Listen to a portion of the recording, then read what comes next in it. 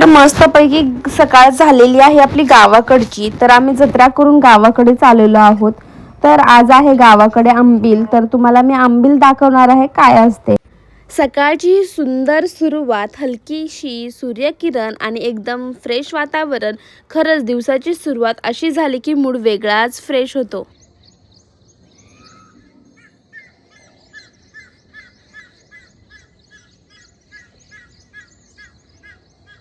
हाय, नमस्कार। यूट्यूब चॅनलवर तुमचं स्वागत आहे माझ्या। तर मस्तपैकी आपली मॉर्निंग झाली आहे गावाकडे। तुम्ही बघू शकता किती मस्त वाटत आहे गावाकडे। हा दुसरा दिवस आहे माझा आणि मी तुमच्यासोबत शेअर करणार आहे। तर आज आमच्या गावामध्ये आंबील आहे आणि आंबील आमच्या गावात करतात, कारण काल जत्रा झाली। तर मग जत्रा झाल्यानंतर दुसऱ्या दिवशी आमच्या गावात आंबील केली जाते। तर ते आंबील काय आहे ते मी तुम्हाला आजच्या ब्लॉगमध्ये मी दाखवणार आहे। तर तुम्ही आजचा ब्लॉग शेवटपर्यंत बघा। तर आम्ही आंबीलच्या ठिकाणी पोहोचलेलो आहोत आणि तिथे आधीच सगळे गावकरी जमलेले होते। वातावरण पूर्ण भक्तिमय झालेलं होतं, काही काटकऱ्यांच्या अंगात आलेलं होतं, त्यामुळे इथे वेगळीच ऊर्जा जाणवत होती। खापर भरले होते, परडी ठेवलेली होती, प्रसादही तयार होता, सासनकाठी उभारली होती आणि सगळ्यात महत्त्वाचं म्हणजे सगळ्यांच्या काळभैरवनाथाच्या मूर्त्या एकत्र ठेवलेल्या होत्या आणि त्याच वेळी आरती सुरू झाली। खूपच सुंदर आणि मनाला भिडणारा क्षण होता। आंबील म्हणजे काय? ज्वारी किंवा बाजरीच्या पिठापासून बनवलेलं एक पारंपरिक आणि थोडंसं आंबटसर पेय म्हणजे पदार्थ असतो।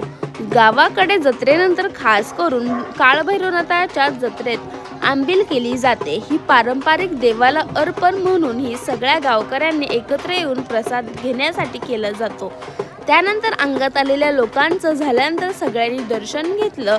त्यानंतर आम्ही सगळ्यांनी प्रसादाचा स्वाद घेतला, खूपच मस्त वाटलं। तर या ठिकाणी सर्वजण दर्शन घेत आहेत आणि या ठिकाणी काळभैरवनाथाच्या मूर्ती आणि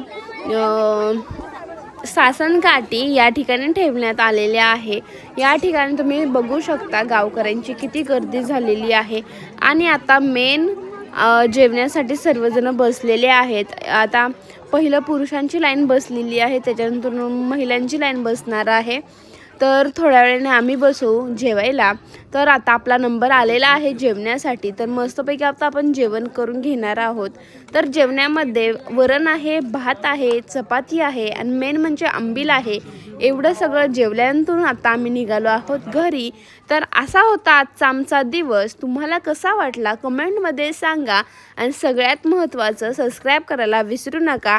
व्हिडिओ आवडला असेल तर लाईक करा, शेअर करा।